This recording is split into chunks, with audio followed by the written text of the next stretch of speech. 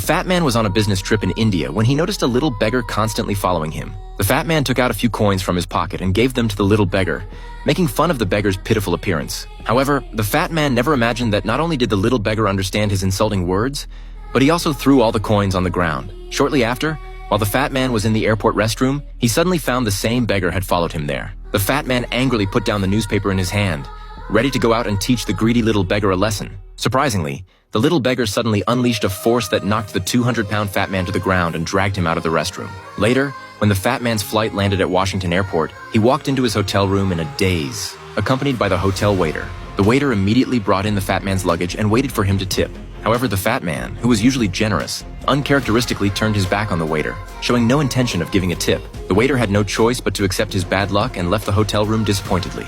Afterwards, the Fat Man sat on the bed, panting like a deflated ball. Suddenly, a large amount of blood inexplicably flowed out of his body, instantly staining the white hotel sheets red. The next day, when the police arrived at the hotel, they found no signs of a struggle at the scene. However, they discovered a set of fingerprints on the edge of the bedsheet that looked like they belonged to a small child's hand. They had no idea where these fingerprints came from.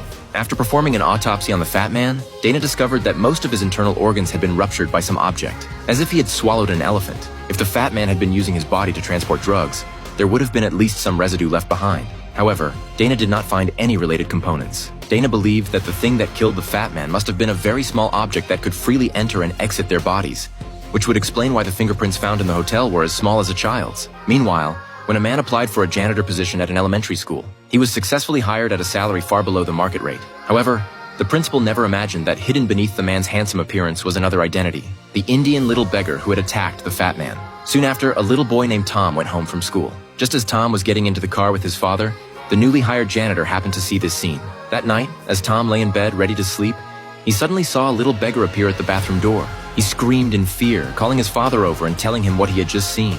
His father thought Tom was just having a nightmare. After calming Tom down, the father left the room and went to the living room to watch a ball game. However, the little beggar silently appeared behind him. A scream woke up Tom, who quickly ran out of the bedroom to find his father already dead with red eyes. The next day, when Dana and her partner arrived at the scene, Detective Jack found many fingerprints similar to a child's in Tom's bedroom. Dana learned from Tom that a small beggar had appeared last night. She immediately realized that the little beggar was likely the murderer who had killed the Fat Man. This exciting plot is from the 8th season of The X-Files.